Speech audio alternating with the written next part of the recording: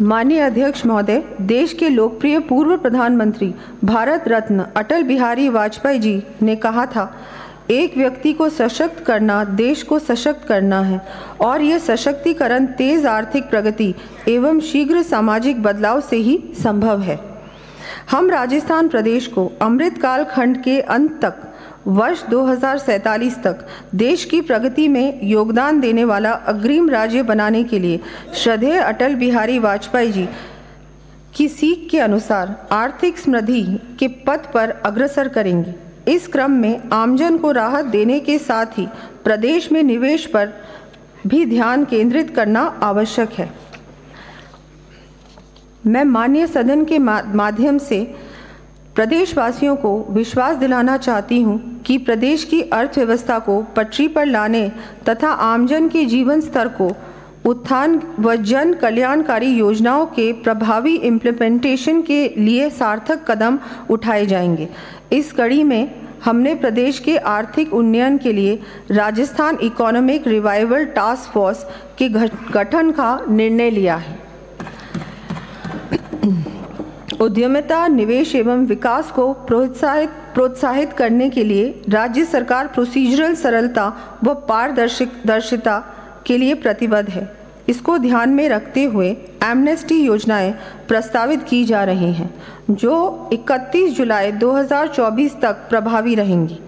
VAT amnesty, अंतर्राज्यीय बिक्री के प्रकरणों, लंबित विवादित प्रकरणों तथा केवल ब्याज की मांग वाले प्रकरणों में बकाया राशि का 10 से 20% जमा करवाने पर शेष राशि माफ की जाएगी। Stamp duty amnesty, stamp duty की मांग के प्रकरणों में ब्याज एवं पेनल्टी की 100% छूट दिया जाना प्रस्तावित है। ट्रांसपोर्ट एमनेस्टी, वाहन स्वामियों को राहत प्रदान करने हेतु एमनेस्टी योजनाएं प्रस्तावित है, जो इस प्रकार है। टैक्स एमनेस्टी, नष्ट हो चुके वाहनों पर नष्ट होने की दिनांक के बाद के समस्त कर एवं उस कर पर देय पेनल्टी ब्याज की छूट प्रदान की जाएगी। नष्ट हो चुके वाहनों के अतिरिक्त अन्य वाहनों पर 31 मार्च 2023 तक के बकाया कर जमा कराने पर देय पेनल्टी ब्याज की छूट प्रदान की जाएगी।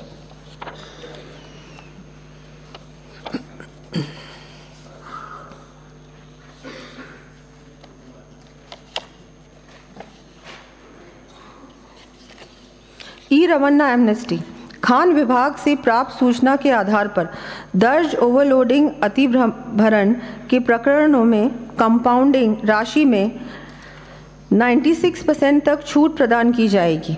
End of life vehicles amnesty, पंजीकृत वाहन स्क्रैपिंग सुविधा केंद्र पर 1 वर्ष तक स्क्रैप करवाए जाने वाले एंड ऑफ लाइफ व्हीकल्स का स्क्रैप किया जाने तक बकाया कर को एकमुश्त जमा कराने पर देय पेनल्टी ब्याज में छूट प्रदान की जाएगी। एनर्जी एमनेस्टी, 31 मार्च 2023 से पूर्व कटे हुए कनेक्शन वाले कृषि विद्युत उपभोक्ताओं द्वारा मूल बकाया राशि 6 बाई-मंथली किश्तों में जमा कराने व कृषि श्रेणी के अतिरिक्त अन्य श्रेणी के उपभोक्ताओं द्वारा संपूर्ण मूल बकाया राशि एकमुश्त जमा कराने पर उनकी समस्त ब्याज एवं पेनल्टी राशि माफ की जाएगी।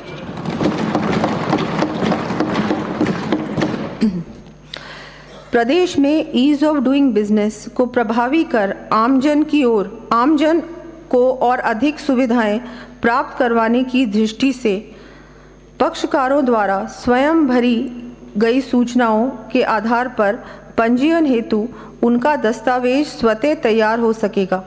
इसके साथ ही आवश्यक सभी सूचनाएं एवं जीआईएस आधारित डीएलसी स्वयं पक्षकार द्वारा अपलोड करने की सुविधा भी मोबाइल ऐप के माध्यम से दी जानी प्रस्तावित है।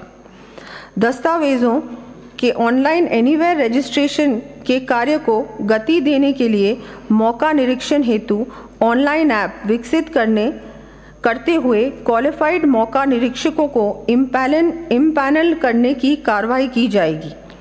भौतिक स्टैम्प पत्रों के स्थान पर स्टैम्प ड्यूटी के ऑनलाइन माध्यमों यथा ई ग्रास एवं राज स्टैम्प को बढ़ावा दिया जाएगा। तथा रिफंड की प्रक्रिया को भी सरल व ऑटोमेट किया जाएगा। आमजन के साथ ही निवेशकों को अपनी परियोजना संबंधी पंजीयन कार्य के लिए दर दर नहीं भटकना पड़े, इस दृष्टि से टोल फ्री हेल्पलाइन के साथ ही सभी जिलों में चरणबद्ध रूप से 24/7 कार्य करने वाले आदर्श रजिस्ट्रेशन केंद्र स्थापित किए जाएंगे।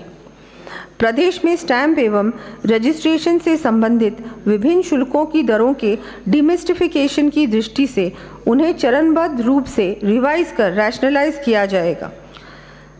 स्वच्छ व पारदर्शी प्रशासन के सिद्धांत की बेहतर पालना सुनिश्चित करने हेतु वाणिज्यिक कर तथा आबकारी विभागों में कार्यों की चरणबद्ध रूप से फेसलेस मैनेजमेंट की व्यवस्था की जाएगी।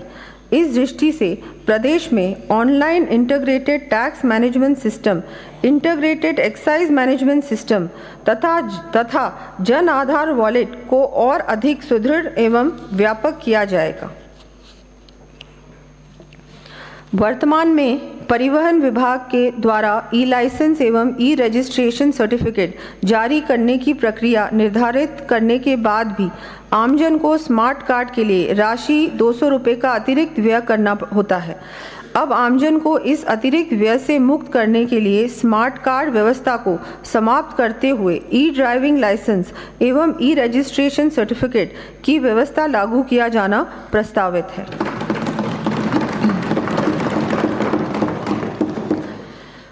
वाहन स्वामियों के वाहनों के फिटनेस टेस्ट की सुविधा को सुगम करने के लिए अपने पंजीकरण के जिले में ही फिटनेस करवाए जाने की बाध्यता को समाप्त कर एनीवेयर फिटनेस टेस्ट की व्यवस्था लागू की जानी प्रस्तावित है।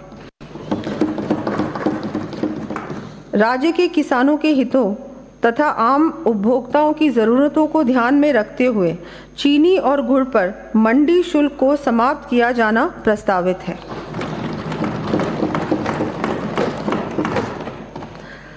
प्रदेश में गत सरकार द्वारा 19 नवंबर 2019 को पुनः भूमि पर लैंड टैक्स लगाने के कारण प्रदेश के उद्यमियों तथा निवेशकों को हुई कानूनी एवं वित्तीय समस्याओं का समाधान करने एवं उन्हें राहत देने की दृष्टि से मैं लैंड टैक्स समाप्त करने की घोषणा करती हूँ। साथ ही पूर्व में सृजित लैंड टैक्स की डिमांड के संबंध में एमनेस्टी देते हुए मात्र मूल टैक्स की डिमांड का 10% जमा कराने पर शेष डिमांड भी समाप्त करना प्रस्तावित है। अब मैं वर्ष 2024-25 के बजट अनुमानों के संक्षिप्त तथ्य सदन के समक्ष प्रस्तुत कर रही हूँ। वर्ष 2024-25 में 4,86,615 करोड़ 10 लाख रुपए का कुल व्यय अनुमानित है। इन बजट अनुमानों में राजस्व व्यय 2,82,247 करोड़ 65 लाख रुपए और राजस्व प्राप्तियां 2,58,378 करोड़ 29 लाख रुपए अनुमानित